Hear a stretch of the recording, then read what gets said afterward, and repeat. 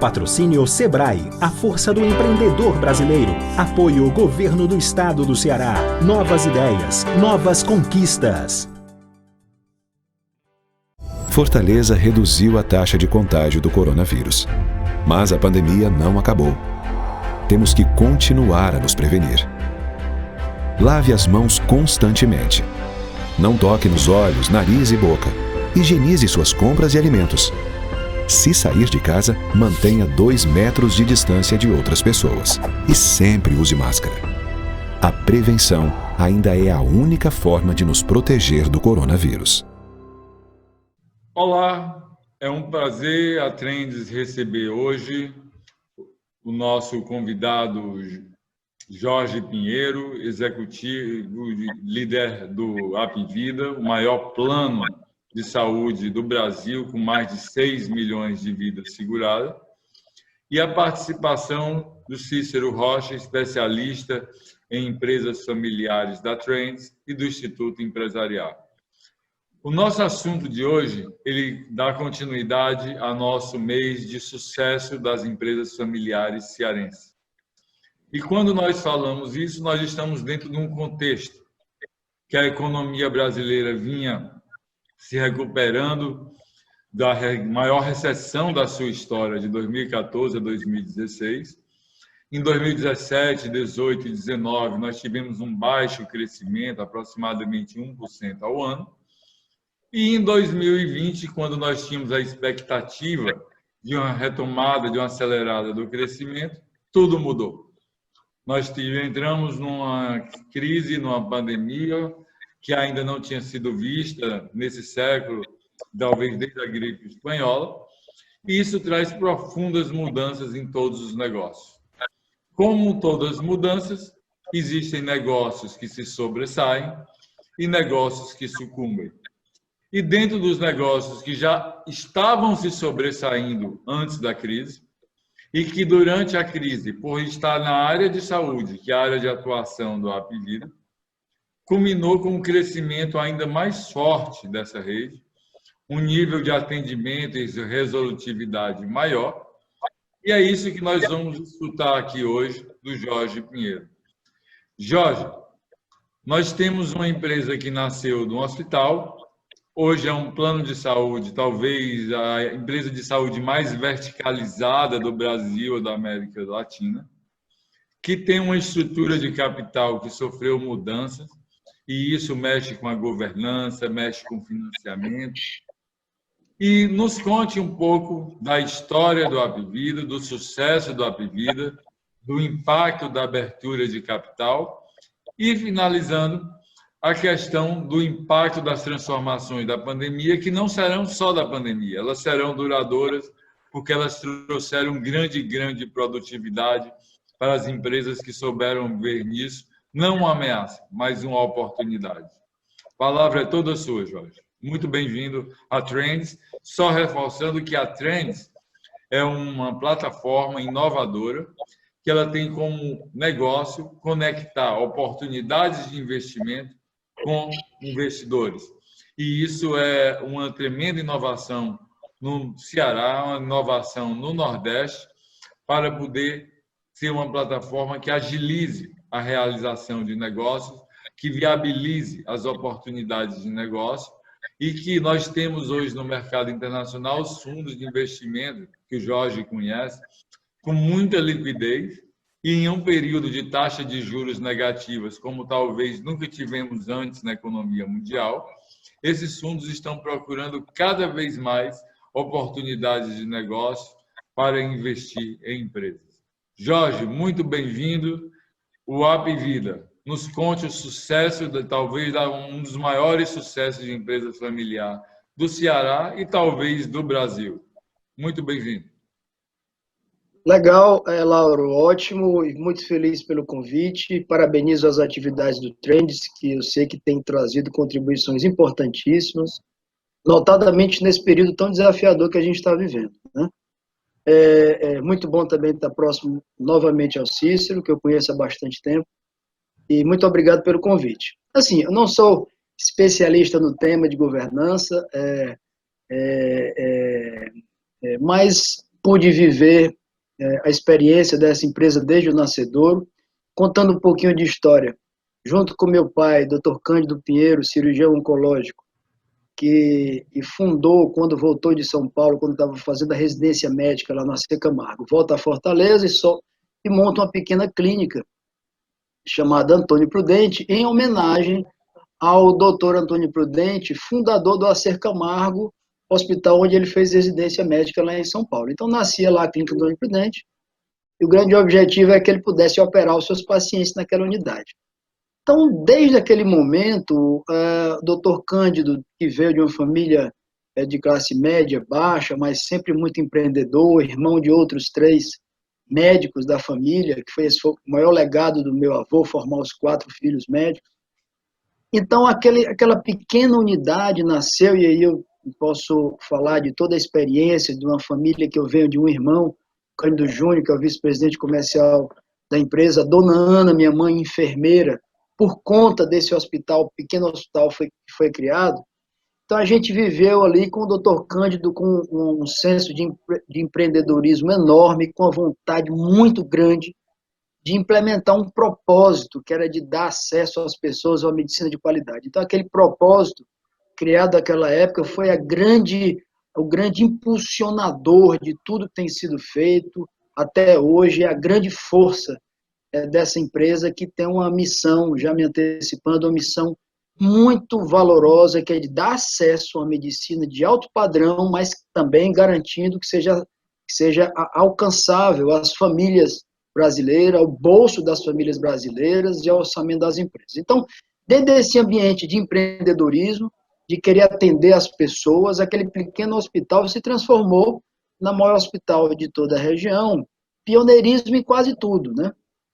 Foi pioneiro em diagnóstico por imagem, por exemplo, os primeiros equipamentos de tomografia e ressonância da cidade, em procedimentos cirúrgicos, por exemplo, primeira transplante cardíaco, lá em 90, no início dos anos 90, foi realizado naquele hospital. Então, o hospital tinha uma hotelaria bem diferente, atraía os melhores médicos da cidade, tecnologia, e então era algo diferente, era um novo conceito na medicina lançado naquela época, né? Dentro desse ambiente de muita dificuldade, muito trabalho, meu pai sempre trabalhando muito, minha mãe começou, eu ainda adolescente, trabalhava o dia todo no hospital como enfermeira e como ajudando em parte administrativa.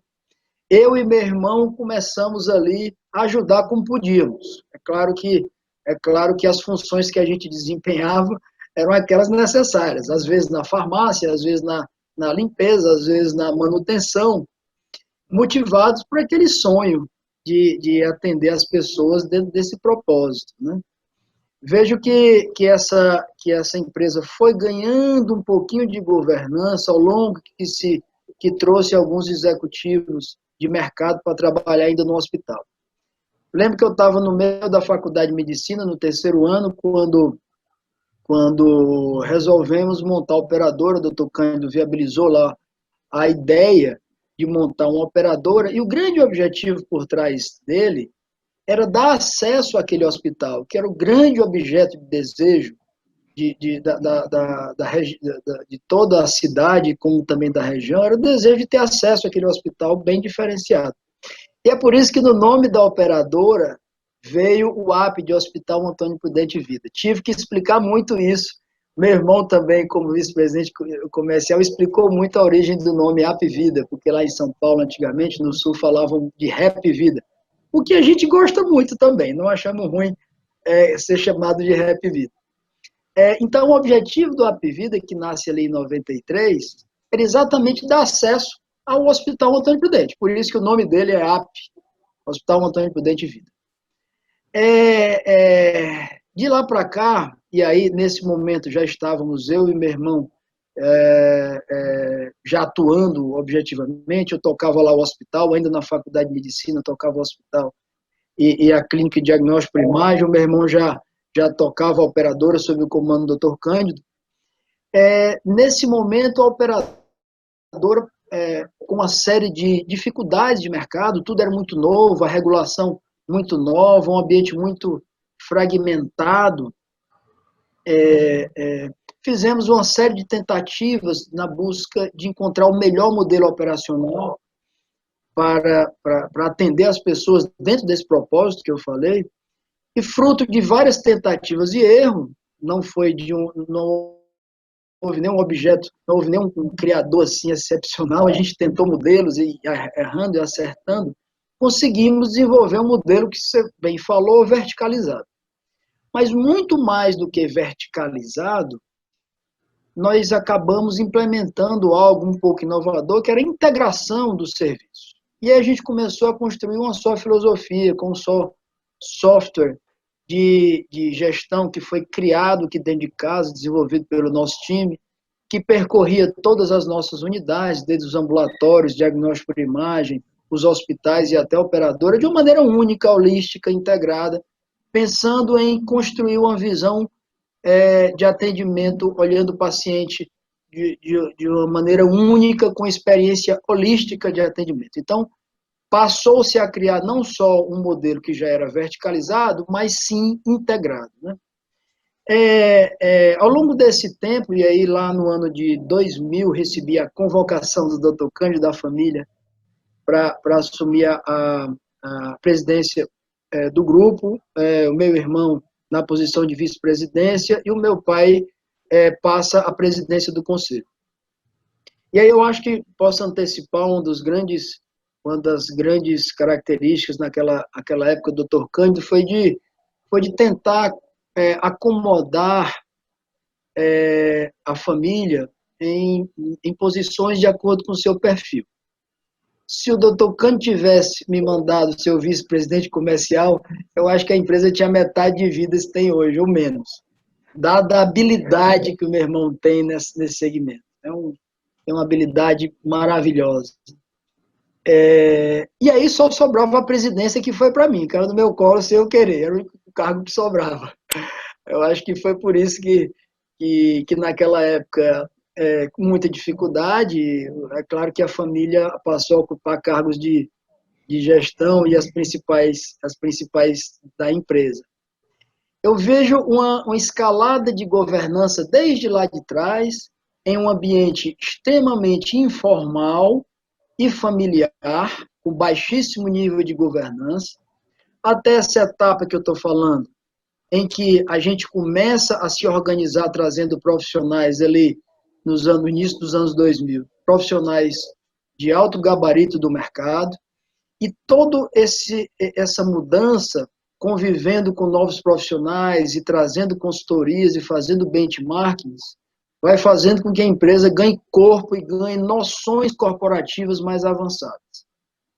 Essa mudança que nós fizemos e o modelo de negócio que foi desenvolvido, de uma maneira que ele fosse integrado, verticalizado, com muita inovação, investimento em tecnologia e um foco no usuário, permitiu que a empresa, desde então, começasse num ritmo de crescimento muito acelerado. Então, fomos a cidade após cidade do Nordeste, depois do Norte, comprando outras operadoras, comprando hospitais, entrando organicamente em novas praças. E esse foi um processo que veio caminhando ali até 2014, 2015, talvez um pouco antes disso. Nesse momento, nós começamos a ver um assédio muito grande de fundos de investimento, a nossa operadora, que já ocupava a liderança das regiões Norte e Nordeste. A gente começa a ver um cenário de franca consolidação da saúde suplementar brasileira, onde alguns players começavam a se destacar e, com acesso a capital e governança, começavam a fazer aquisições mais relevantes. E todas essas influências, é claro, nos motivaram a pensar mais seriamente no altíssimo padrão de governança, porque só dessa forma poderíamos ter acesso a capital, quer seja através da Bolsa de Valores ou através de investidor, para que a gente aproveitasse aquele momento de consolidação da indústria, né? Então, a gente monta ali o primeiro conselho de administração de fato, com membros de fora, e nesse primeiro momento não era um conselho de administração propriamente dito, era um conselho consultivo, e o nosso primeiro conselheiro foi o Geraldo Luciano, que até hoje é nosso conselheiro hoje de administração, mas que nos ajudou bastante em padrões de governança, era a empresa de capital aberto que tinha aqui, a M. Dias Branco, que é uma empresa espetacular, e o Geraldo Luciano viveu todo esse processo de criação e maturidade da governança lá no M. Dias Branco. Então, a gente resolve convidá-lo para começar a trazer um pouquinho desse cheiro, dessa motivação, porque a gente sabia que precisava investir em governança. Eu preciso lhe falar, com toda sinceridade, que para trazer governança para dentro da empresa foi muito mais uma demanda do mercado, porque um entendimento nosso de uma necessidade de incrementar a governança. Mas aí, a partir do momento que nós tomamos a decisão, a família toda, meu pai, minha mãe, eu e meu irmão, fizemos curso de formação de conselheiro de administração e montamos o primeiro conselho, de fato, com mais membros independentes. E olha, de lá para cá, primeiro o doutor Cândido entendeu o valor e a força como presidente do conselho do que aquilo representava. Os demais membros da família, a mesma coisa. Então, nos apaixonamos por essa incrível possibilidade de implementar uma governança de altíssimo padrão, enxergar nela possibilidades de, tendo esse nível de governança, crescer com mais solidez, com menos riscos, com mais segurança, com a tomada de decisão mais madura, mais sólida, e também ter acesso a capital para que a gente pudesse crescer com um modelo bem definido e replicável, né? Foi então que, em 2018, a empresa já tinha mais de 30% de market share das regiões Norte e Nordeste.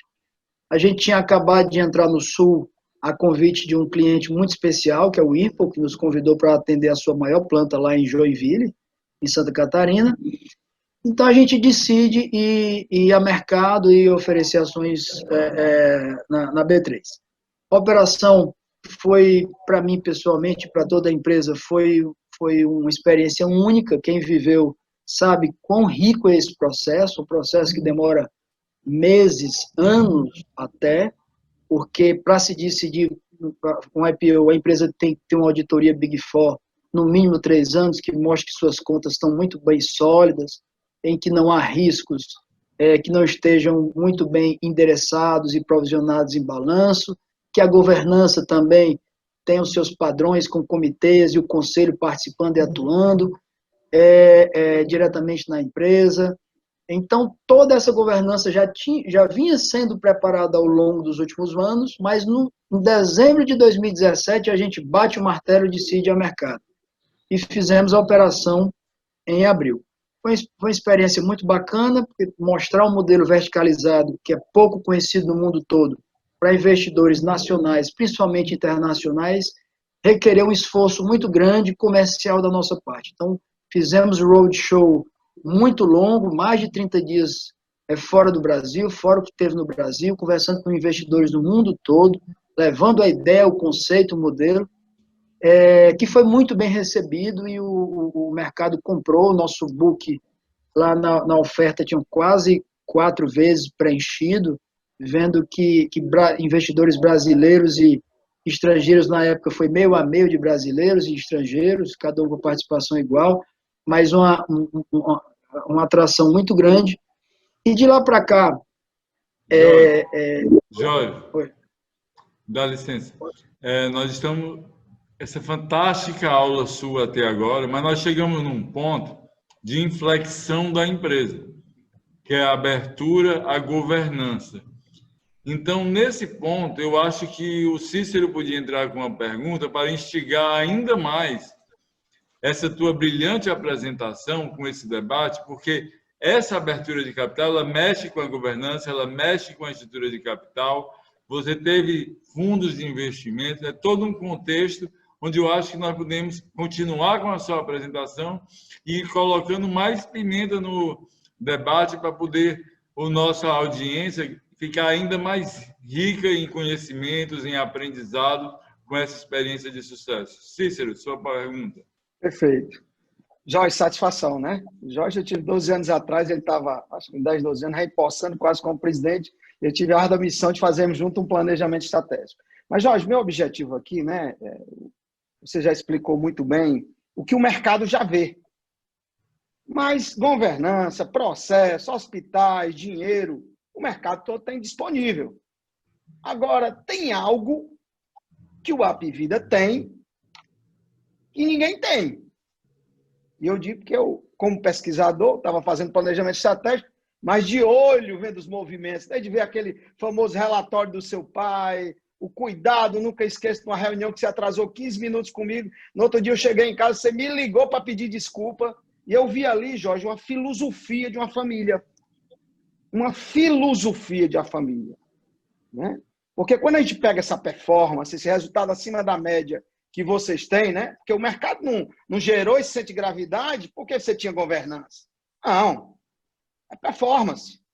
Jorge, o que é que a filosofia que essa família Apvida tem, né? Seu pai, vocês, família, o que é?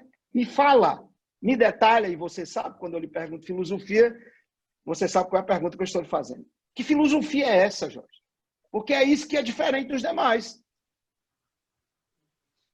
Olha, Cícero, emocionado eu recebo essa pergunta, e mais ainda você lembrando esses fatos aí do passado.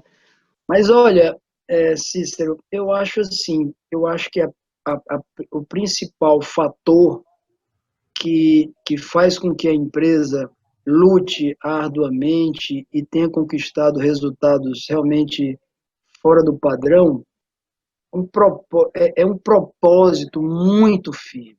Um propósito, é uma vontade de chegar às pessoas de uma maneira acessível e cuidar delas. Por trás desse propósito vem todo um esforço de ferramentas que a gente vem desenvolvendo e vem lutando sempre para poder atingir essa realidade. Então, verticalizar é uma das ferramentas que nós temos para controlar a qualidade de atendimento e também diminuir custos. Inovar, como a gente tem feito tanto, através de... Agora a gente comprou uma empresa, uma health tech, chamada Maida Health, que vem investindo muito em inteligência artificial, que tem sido plenamente aplicada aqui. Também temos outra área de inovação na empresa, que vem redesenhando toda a experiência do cliente. As ferramentas de prevenção, as ferramentas de protocolos médicos, padronização, todo o esforço do time e o que nos move a acordar todo dia, de manhã, tarde, noite, trabalhar, celular ligado 24 horas por dia, é no sentido de que a gente acredita que é possível entregar e servir ao nosso usuário dando um produto de qualidade. E ter a crença e a vontade e a certeza de que isso pode ser feito de maneira acessível. Não nos resignarmos com a possibilidade de que a boa saúde tem que ser cara. Isso que nos motiva. A boa saúde, sim, agora requer investimento, requer planejamento, inovação, estratégia, requer tudo isso. Mas ter a garantia e a certeza de que a gente consegue atender nos melhores endereços, com os melhores equipamentos, com os melhores médicos e de uma maneira muito acolhedora e eficiente. Então, esses são os pilares do nosso negócio. Nós utilizamos todas as ferramentas possíveis e necessárias para que o atendimento seja de qualidade, mas que seja dentro da realidade financeira das famílias e das pessoas. Então, esse propósito, eu acho que nada mais relevante do que ele, é que empurra, move, motiva, e essa possibilidade de atender cada vez mais pessoas. Só para, desculpa me alongar muito na resposta, nós não temos concorrentes em vários lugares. Em vários estados, nós não temos concorrentes em planos individuais, que foram descontinuados por competidores, pelas seguradoras, todas descontinuaram o plano individual. E nós vendemos sem concorrente, não tem concorrente lá, não tem preço mais concorrente batendo a gente com um preço, não. A nossa concorrência nessa situação é a capacidade do nosso usuário, a capacidade de financiamento do nosso usuário e a certeza de que a gente vai entregar para ele um produto que vai trazer um valor agregado enorme, que pode salvar a vida dele. Então, esse é o propósito de salvar vidas. Eu acho que através desse entendimento a empresa vem sendo muito abençoada por Deus, pela sociedade, por tudo que nos cerca, por valorizar esse empenho do time todo, que não é da família, muito tempo já passou, que não é só da família, é de todo o time que está aqui, esse empenho de servir as pessoas um produto que às vezes é único, que se não fôssemos nós, as pessoas não teriam acesso a uma saúde privada de qualidade. Jorge, excelente. E quando você fala do vida, você está vendendo o cuidado com o que é mais precioso com que as famílias têm, que é a sua saúde, a sua vida. Mas aí, pegando o link do que você vinha falando, do ponto de inflexão da abertura de capital, agora falando do propósito, e aí nós podemos entrar no momento atual. E aí, por exemplo, nós profissionais, eu, Cícero, eu nunca dei tanta hora de consultoria e aula na minha vida desde o início dessa pandemia, porque não tem mais tempo de deslocamento, nem de viagem, de avião, nem de nada. Eu estou aqui com você, acaba, inicia com outro lá em Recife, inicia com outro em Salvador, em Brasília, o que quer que seja. E nesse momento, o que é que nós vimos? A telemedicina, que existia um preconceito da sociedade como um todo, esse preconceito, por obrigação da situação, ele foi muito quebrado.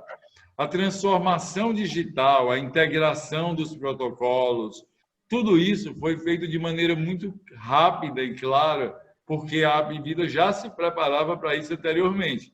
Porque se ela fosse começar a fazer isso em março desse ano, ela não ia conseguir fazer o que fez.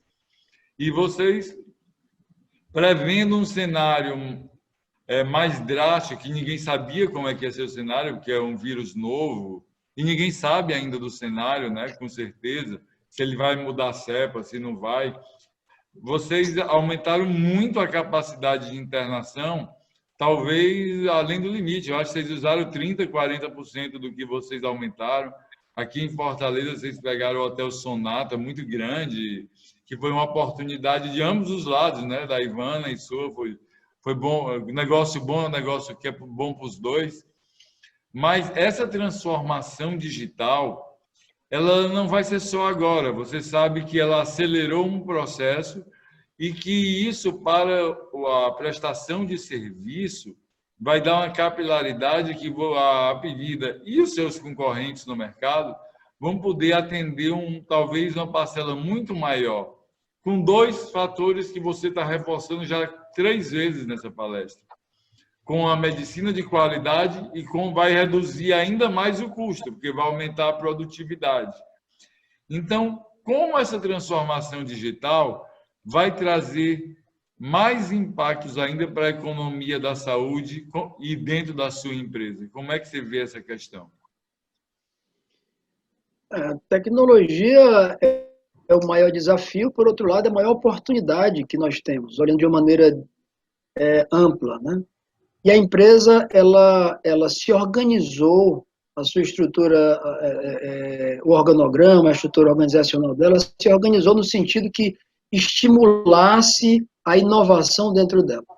E ela está organizada da seguinte maneira: abaixo do conselho temos um comitê de inovação, com membros independentes, que se reúne periodicamente e escuta o mercado, faz benchmarkings constantes e traz oportunidades internamente. E na área executiva nós temos 3 braços diferentes. O primeiro deles é a área de operações com a velha TI, no sentido mais não debochado, mas dentro da TI hoje, nossa, nós produzimos muita inovação. Por exemplo, protocolos médicos, etc. Tudo isso é feito dentro desse primeiro Primeiro pilar, que é a antiga tecnologia da informação. Depois nós criamos uma nova área com executivos que vieram de mercado, com cabeça diferente e com orçamentação específica, que é a área de inovação. Esse time tem a obrigação e tem o desafio de revisar a experiência do usuário, do médico e do funcionário num ambiente puramente digital. Então, o usuário, em tudo que ele for fazer, interagir conosco, faz através do seu aplicativo, do seu smartphone, ou então através do website. Já temos aplicativos novos que foram divulgados na semana passada. Assim como do médico.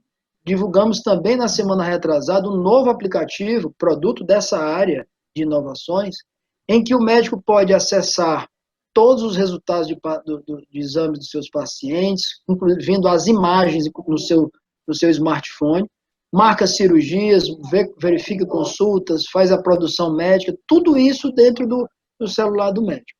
E, por fim, do funcionário também, para que toda a sua interação, folha, falta, etc., avisos, comunicação interna, sendo feita via celular.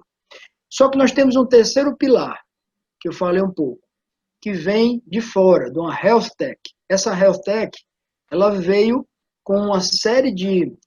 Os seus sócios, eles eram do ambiente universitário, temos lá PhD, mestres em inteligência artificial, em tecnologia, e conseguiram ir para o ambiente executivo, foram empreender, foram muito bem sucedidos. Então, nós adquirimos essa empresa.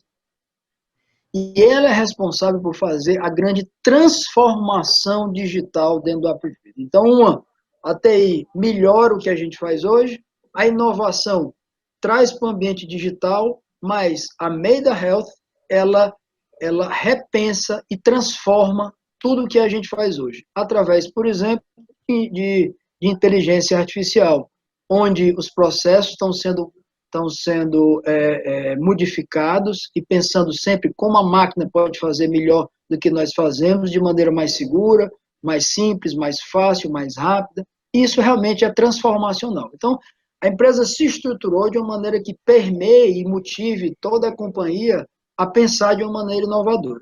A telemedicina, especificamente, a gente tem a experiência mais longa brasileira e mais intensa, fazendo mais de 10 mil consultas por mês antes da pandemia, de diversas especialidades. E durante a pandemia, nós desenvolvemos um novo aplicativo, dado que a regulação foi flexibilizada, permitindo que não houvesse um segundo médico na presença do paciente. E fruto dessa nova aplicativo que a gente desenvolveu ainda, em abril, nós fizemos mais de 85 mil consultas à distância usando esse novo aplicativo. O usuário, no conforto da sua casa, tinha todo o atendimento. E nós já vamos soltar um novo aplicativo agora em setembro, outubro, com muito mais funcionalidades. Então, isso é dinâmico, né?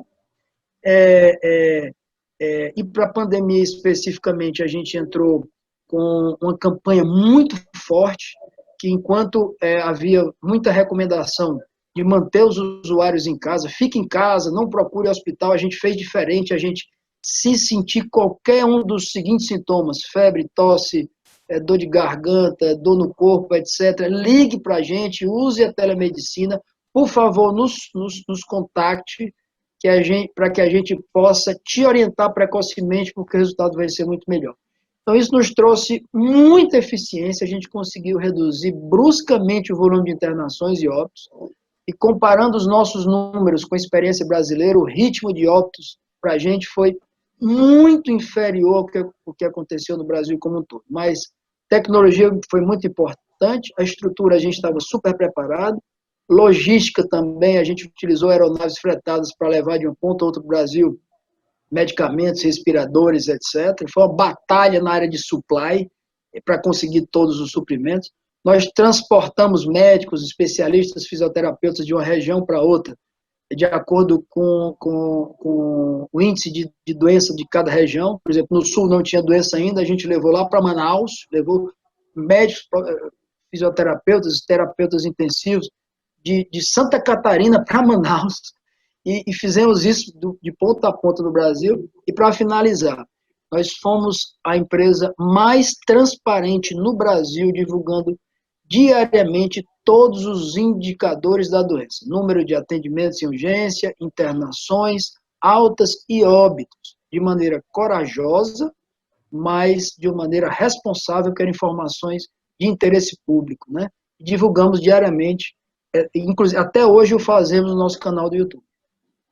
Jorge, parabéns Perfeito. pela resposta. Cícero, a produção está avisando Pronto. que nós temos 5 minutos.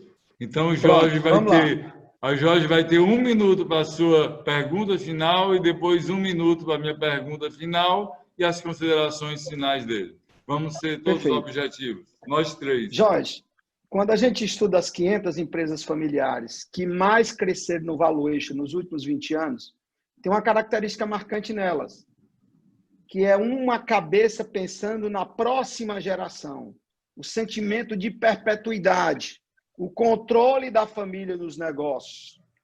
Eu pergunto, a família empresária Apivida, o que é que ela pensa com relação às próximas gerações dessa família perpetuando o negócio? Qual é a ideia da família empresária? Eu vou ter que responder em 1 minuto, mas a resposta não dava para responder em 1 minuto. A resposta é outra palestra. A primeira coisa que nós aprendemos e conseguimos implementar, que é extremamente desafiador, é separar o papel da família, que é o acionista, do conselheiro de administração e do executivo. Isso tudo precisa de suporte de advogados que possam determinar até onde vai o acionista, familiar acionista, quais são suas atribuições, direitos e deveres. Depois, o familiar como conselheiro, quais são seus limites e quais são seus direitos também. E, por fim, o executivo, da mesma maneira. Ou seja, separar o papel de cada um de acordo com a caixinha que ocupa. É a primeira coisa bem importante, na nossa opinião. E a segunda coisa, fazer com que qualquer membro da família que queira adentrar, o que é muito bem-vindo para a empresa, que siga rituais específicos pré-definidos. Quais são as características que ele precisa ter ou conquistar para entrar na empresa, qualquer ascendência na empresa, qualquer evolução, novos cargos precisam ser avaliados de maneira profissional. E, por fim, ter o entendimento na família de que a empresa não foi criada para servi-lo, e sim os membros da família estão na empresa para servir a ela e ao seu propósito. Acho que, de maneira bem resumida, seria isso. E para finalizar, Jorge, você falou muito de propósito, e eu acredito muito, e nas empresas que têm propósito, elas chegam mais à frente. E uma empresa familiar que tem propósito, no caso da Apivida, nós temos uma fundação. E para fechar com chave de ouro o nosso debate, eu queria que você colocasse o propósito social da fundação, como isso complementa o negócio em si, como isso atinge todas as responsabilidades sociais, porque nós sabemos que hoje todos os fundos de investimentos só investem em empresa que tem até uma diretoria de ESG. Eles exigem isso. Então, quando nós falamos na fundação que pertence ao grupo, nós estamos falando de propósito. Então, eu gostaria que você falasse desse propósito, da questão social que hoje é exigida pelos financiadores de empresas do mundo todo e que fizesse as suas considerações finais. E, de antemão, a Trends já agradece a sua presença e do Cícero, e agora o tempo é todo seu para falar do propósito social, da importância disso no sucesso da empresa familiar também. Também um tema extremamente importante e procurado pelo mercado, por investidores. A empresa não pode se limitar aos seus afazeres intramuros. A responsabilidade da sociedade é de todos nós. Qualquer insucesso que há na sociedade, como pobreza, como assassinato, como tudo que nos roda, é de responsabilidade de cada um de nós indivíduos. Então, com esse sentimento, a empresa precisa atuar extramuros e de uma maneira social e responsável. Nós temos dentro da empresa uma vice-presidência mulher, que cuida de gente, gestão, diversidade, sustentabilidade. Nosso primeiro relatório de sustentabilidade foi divulgado agora em 2020, com todas as práticas sociais, envolvendo cuidado com o meio ambiente, governança, e o social também. Foi divulgado um relatório extenso, bem complexo, que mostra isso. E a Fundação Ana Lima é o braço social da empresa, e que, por intermédio dela, várias ações, notadamente nas áreas de educação e alimentação, são feitas. Além disso, a família, por intermédio dela, também tem atuado de uma maneira forte. Por exemplo, agora na pandemia, na compra de respiradores, na doação de medicamentos, para aqueles usuários que não encontravam as drogas nas farmácias. A gente doou 700 tratamentos por dia para as pessoas que não conseguiam droga na farmácia. Doamos equipamentos para várias prefeituras, dentre outras ações de cunho alimentar que foram feitas. Então, de uma maneira geral, sim, nós não podemos fechar os olhos para aquilo que está fora da empresa, e cada um tem que atuar. Não é responsabilidade só do governo, mas é também do governo. Do mesmo peso, cabe a cada um de nós, como indivíduo e como empresa, atuar responsavelmente, cuidando daqueles que o cercam. E aí finalizo agradecendo muito a oportunidade, parabenizar novamente a iniciativa, muito bem-vinda para esse momento de recuperação da economia, desafiador, mas que, com muito ânimo, muita força, vamos sim continuar trabalhando e construir essa retomada da economia e trazer bem-estar para todo mundo. Tá? Muito obrigado a todos, Lauro, Cícero, e parabéns pelo evento. Muito obrigado. A Trends é a plataforma de conexão entre investidores e oportunidades de negócio, e estamos dentro do mês de cases de sucesso das empresas familiares cearenses. Muito obrigado a todos e bom uso do aprendizado que hoje o Jorge Pinheiro nos proporcionou. Fortaleza reduziu a taxa de contágio do coronavírus, mas a pandemia não acabou. Temos que continuar a nos prevenir. Lave as mãos constantemente. Não toque nos olhos, nariz e boca. Higienize suas compras e alimentos. Se sair de casa, mantenha 2 metros de distância de outras pessoas. E sempre use máscara. A prevenção ainda é a única forma de nos proteger do coronavírus.